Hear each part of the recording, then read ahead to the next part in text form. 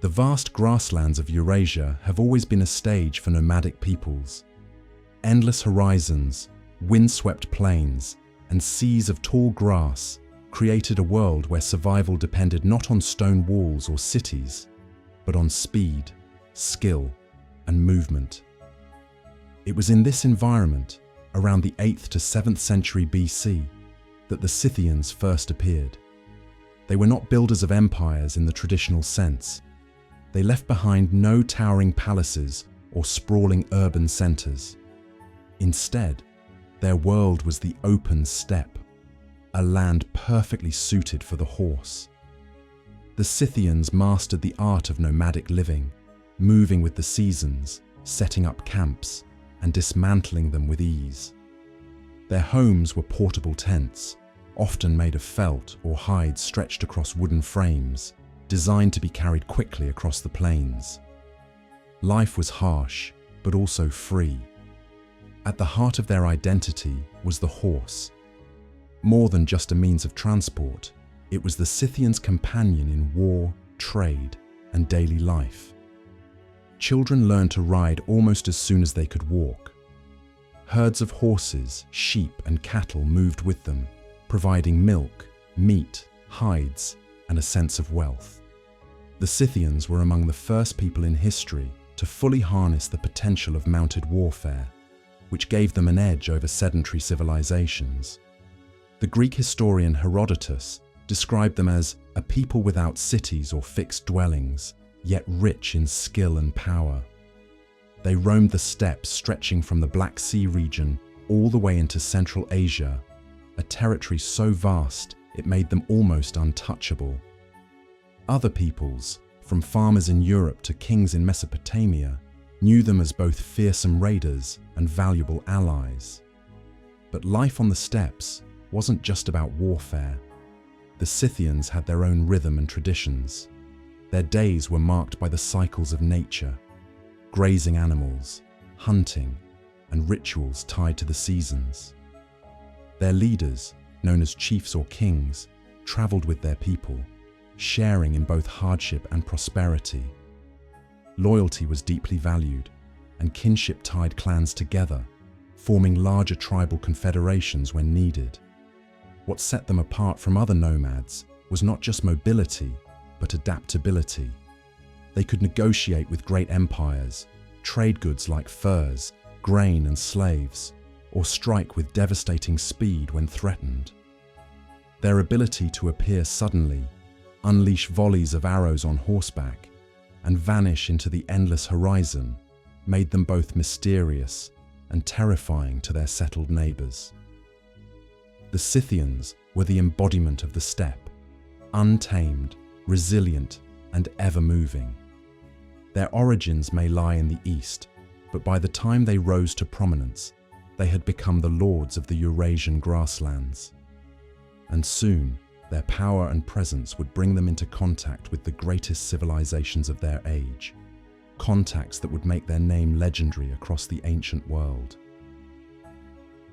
To understand the Scythians, one must understand how they fought. The steppe was not a place where heavy infantry or towering walls mattered. It was a land of speed, mobility, and surprise. The Scythians perfected a style of warfare that made them nearly invincible in their element. They were masters of mounted archery. Riding bareback or with simple saddles, they could shoot arrows with deadly accuracy even at full gallop. Their bows, often made of wood and horn, were small enough to be used on horseback, but powerful enough to pierce armor. The tactic was simple, yet devastating. Ride close, unleash a rain of arrows, retreat before the enemy could strike back, then circle around to attack again. Against slower, less mobile armies, the effect was overwhelming. Herodotus wrote of the Scythians' cunning in battle, describing how they avoided direct confrontation, preferring instead to wear down their opponents with hit-and-run tactics. Enemies were lured deep into the vast steppes, where supply lines broke down and morale collapsed. To face the Scythians in open steppe warfare was to fight an enemy who could vanish into the horizon at will. their reputation spread quickly. In the 7th century BC, Scythian armies swept into the Middle East, even reaching as far as the borders of Assyria. For a time, they became power brokers in the region, hired as mercenaries, feared as raiders, and sometimes courted as allies. They fought in lands far from their own, striking terror into kingdoms unprepared for the sudden storm of the steppe. The Persians knew their might well. Darius the Great of the Achaemenid Empire once led a massive campaign into Scythian territory, determined to subdue them. But the Scythians did not fight as expected. Instead of giving battle, they retreated further and further into the steppe, burning the grasslands and wells as they went. Darius's army, unable to secure supplies, eventually faltered. The campaign was a disaster, and the Scythians' reputation for being unconquerable only grew stronger. But their wars were not only against foreign powers. Among themselves, Scythian clans and tribes fought for dominance, shifting alliances and rivalries shaping their political landscape. Chiefs rose and fell, but the broader identity of the Scythian people endured, tied together by shared customs, mobility, and above all, the horse. To their enemies, they were brutal. Captives were sometimes sacrificed, and trophies were taken from the slain, including scalps and skulls, which could be fashioned into drinking vessels. Yet within their society, the Scythians lived by a strict code of honor. Loyalty to one's clan, bravery in battle, and respect for the traditions of ancestors were values held above all else. The Scythians' dominance over the steppes made them both feared and admired. To the Greeks, they were both barbarians and fascinating figures, sometimes even idealized as a people living in freedom, unshackled by the constraints of city life. To the Persians, they were a reminder that even the greatest empire had limits. Through warfare and expansion, the Scythians carved out a place for themselves in history, not by building great monuments, but by showing that control of the open steppe belonged to those who could master it. Despite their reputation as fierce warriors, the Scythians were more than raiders and horsemen. They created a culture that blended mobility with artistry, spirituality, and a deep respect for their ancestors. Their civilization may not have been built on cities, but it was no less sophisticated. One of the most striking aspects of Scythian life was their art. Across the steppes, archaeologists have uncovered gold ornaments, jewelry, and weapon fittings crafted with extraordinary skill. These pieces often depict animals, stags, eagles, panthers, and mythical creatures locked in combat. This Scythian animal style symbolized strength, agility, and the eternal struggle of life and death. Even their weapons and horse gear were decorated, turning practical tools into works of beauty. Religion played a central role in their identity. The Scythians believed in a pantheon of gods tied to the natural world. Herodotus noted that their chief deity was Tabete, a goddess associated with the hearth and fire. Other gods included those of the sky, the earth, and war. The Scythians performed sacrifices, sometimes of animals and occasionally of humans, to honor these forces. Rituals often involved drinking, feasting, and offerings made around the ever-present campfire, which symbolized both warmth and the divine. Burial customs reveal even more about their beliefs. The Scythians buried their dead in great burial mounds called kurgans, which still rise from the plains today. These mounds were not simple graves, but carefully constructed tombs. Nobles and chiefs were laid to rest with their weapons, armor, ornaments, and even their horses, who were killed and buried alongside them to serve their master in the afterlife. In some cases, servants and concubines were sacrificed as well, ensuring the dead would not journey alone. Inside these kurgans, archaeologists have found textiles, wooden carvings, leather goods, and even preserved bodies thanks to the frozen soil of the steppes. These discoveries show that Scythian society valued not just survival, but beauty and ceremony, even in death. Daily life, however, was not always so grand. Ordinary Scythians lived in felt tents or wooden wagons that could be moved as herds migrated. They ate meat, dairy, and drank fermented mare's milk, known as kumis. Horses were not only tools of war, but essential for every aspect of life. Herding, travel, hunting, and even wealth itself were tied to the horse. To lose one's horse was to lose independence. Clothing reflected the harsh climate of the steppe. Men and women alike wore trousers, long tunics, and cloaks made from wool, felt, and leather, designed for riding and protection against the wind.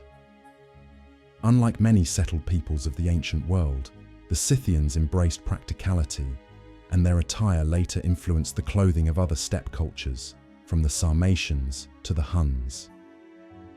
What makes the Scythians particularly fascinating is how they balance this rugged, nomadic existence with refinement and symbolism.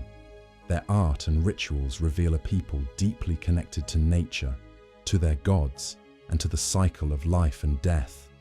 For centuries, they thrived in this balance, defining themselves not by stone cities or vast empires, but by the freedom of the open steppe, their bond with the horse, and the traditions passed down through generations. For centuries, the Scythians dominated the steppes, striking fear into their neighbors and influencing the world far beyond their homeland. But like many great peoples of the past, their power did not last forever. The very mobility that gave them strength also made their unity fragile, and the steppes were always home to new waves of nomads ready to challenge them. By the 4th century BC, the Scythians faced growing pressure from rivals. The Sarmatians, another nomadic people, moved westward and began to displace them from the Black Sea region. At the same time, contact with the Greek colonies along the coast created both opportunities and vulnerabilities. Trade flourished, with Scythians exchanging grain, furs, and slaves for Greek pottery, wine, and luxury goods. Yet this dependence on trade also drew them into conflicts and weakened their independence. Later, as the Roman Empire expanded, the Scythians found themselves caught between larger, more organized powers. Their influence gradually shrank, their lands absorbed by new groups such as the Sarmatians, the Goths, and eventually the Huns. By the early centuries AD, the Scythians had largely disappeared as a distinct people, their identity merging with those who came after them. And yet, their legacy endured. The Scythians were among the first steppe peoples to demonstrate how nomadic warriors could shape the course of history. They showed that mobility, skill in mounted archery, and fierce independence could rival the armies of great empires. Their art, especially the animal style, influenced cultures across Eurasia, from Siberia to the Mediterranean. Even their clothing and riding gear set patterns that other nomadic peoples would follow for centuries. Herodotus, writing in the 5th century BC, ensured that their name would never be forgotten. To the Greeks and later the Romans, the Scythians became the archetype of the noble savage, fierce, untamed, but also proud and free.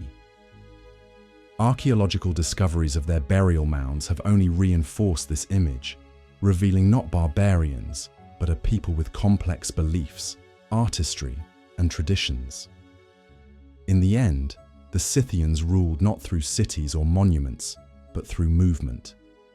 Their empire was the endless horizon of the steppe. Though their time passed, they left behind a model for all who followed: the Sarmatians, Huns, Turks, and Mongols, proving that a nomadic civilization could stand as tall as any empire of stone. Today, the winds of the Eurasian steppes still whisper their name, carrying echoes of hooves, the twang of bowstrings, and the memory of a people who once reigned over the grasslands without walls.